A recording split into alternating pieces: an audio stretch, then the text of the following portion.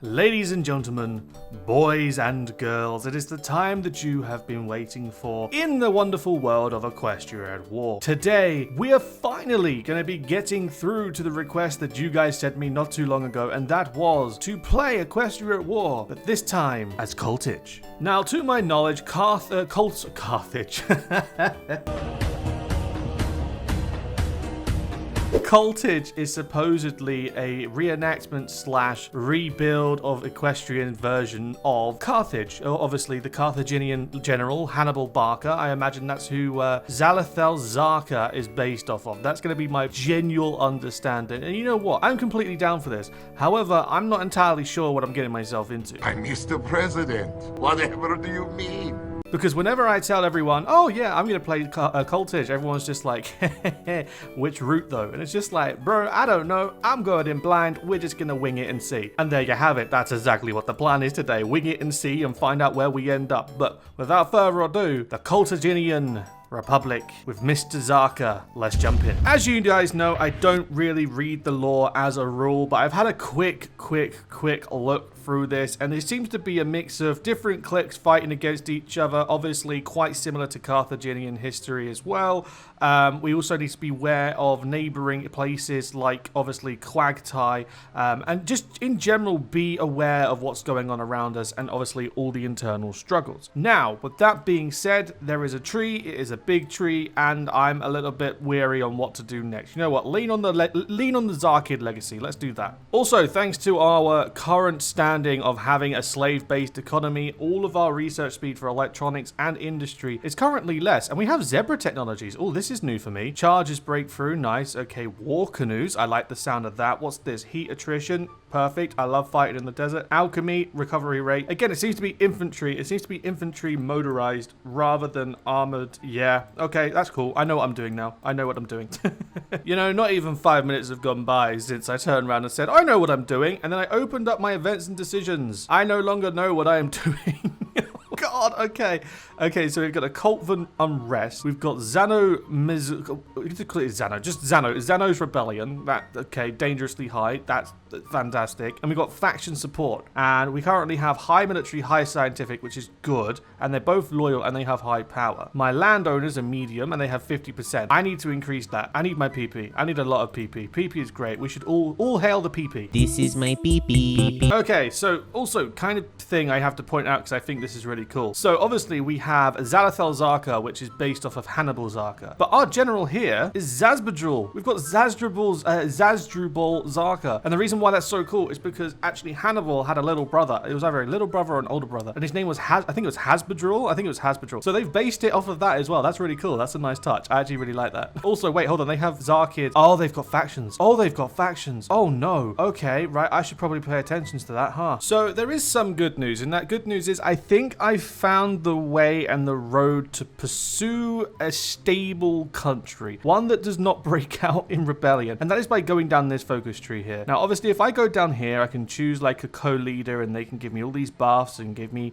equipment, yada, yada, yada. But right now, I am focusing on bread and stick politics. And the reason why I'm doing this is because by doing this, I have managed to lower Xano's rebel movement to low. I have also going to unlock this stuff here after this current focus, of which if I save up the PP and I do crack down, I can take out these bandits, and then if we do that, we can do rallying cry and then just get rid of all this together. After that, the only thing I think I need to worry about is the constitutionalists, of which I do not know how to crack down just yet. It says Xano there. Maybe after I get rid of the stuff over here for the rebellion, Xano disappears. I don't know. But I think I found a way to keep things stable for now.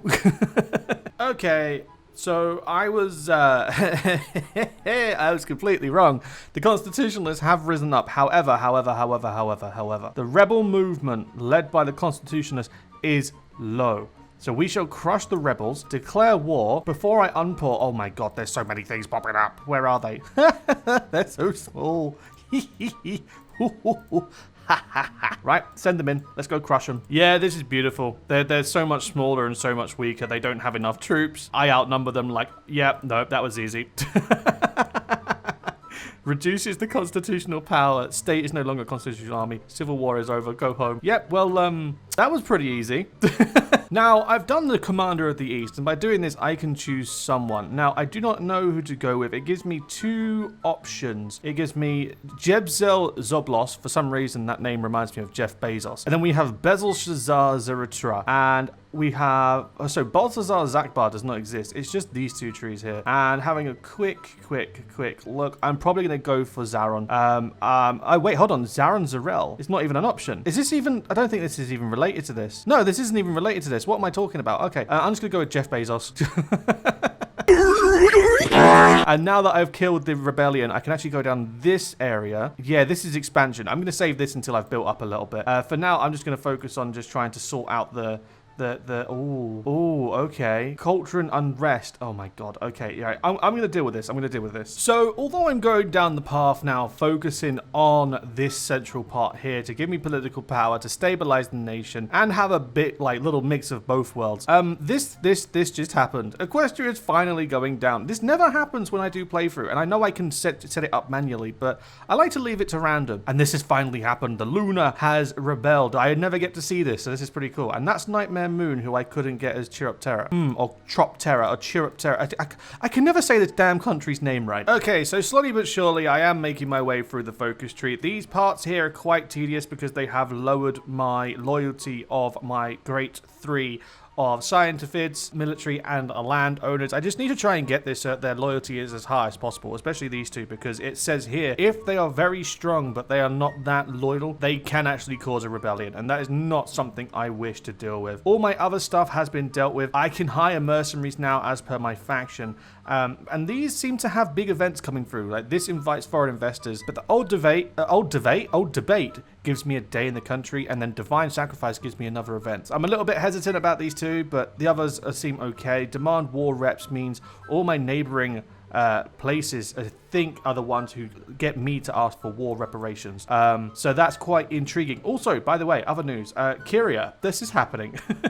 It'll be nice to see who actually wins this based upon the fact of it is now AI. I'm not doing a playthrough. I'm going to put my money on the communists because the communists were very, very strong in my playthrough. So I'm going to put my money on the fact of I think the Republic is going to win, but I could be wrong. I could be very wrong. Okay, so update. We are now in 1014, a good few years into the future. I have mostly finished my focus tree, but a few things are locked, such as the expansion tree and this, which is locked behind revitalized economy. Now, let's get on to specifics. The reason why my advance forward into expansion has been limited is because I did the focus, and it allowed us to have a border war here for Car Alpaca. However, we lost the border war. Now, to combat this, I did get the justification, and the justification was to do the take claimed state. So I'm going to take that and maybe all of it. I don't know. But with one day going, tick-tock on the clock, diggity-dock, let's go ahead. Lambert, declare the war. Don't mind if I do. We have the advantage with the troops. Send them in. Damn, that's actually a lot more green than I was expecting. I was not expecting that much green. Oh, yeah. You know, I might also use this as a testing ground for my special forces, because my special forces, right, although I've only got 10 of them, I've given them the chargers. I've given the chargers so many buffs because I have completed the research for the special tech for Zebraca nations. I want to give them a try. Okay, my special forces have arrived. They are not fully ready yet because their morale is quite low, but they do have equipment and they are ready to go. So I feel like I'm just going to send them in and see how things oh my god, yep, nope, yep. Yeah, okay, that's working. Oh, we're so close to getting tasty encirclement. Look, all of that is on the verge of becoming mine. We've also just taken the port as well, so there goes their extra supply. Come on, please. And just like that, the encirclement has been done. Oh yeah. Yeah, we're in the clear now. I was worried about how we were going to get through this little bottleneck here, but we managed to keep pushing, and I feel like taking out that big pocket of troops from Lambert in that encirclement really did well. I don't know why I'm like, ooh. What am I, a gorilla? Do I belong in a zoo? Anyway, Lambert on the verge of surrendering. This is good. And just like that, we've managed to complete our war with the llamas, and we've taken all of their territory as revenge for not losing the border war. Right, now that's been done, I can finally move down my tree. I'm going to go ahead, go down this tree, take all my claims, finish the job, and then hopefully a new tree will appear at the end. Okay, guys, so here we are in the year 1020, and I seem to have managed it again.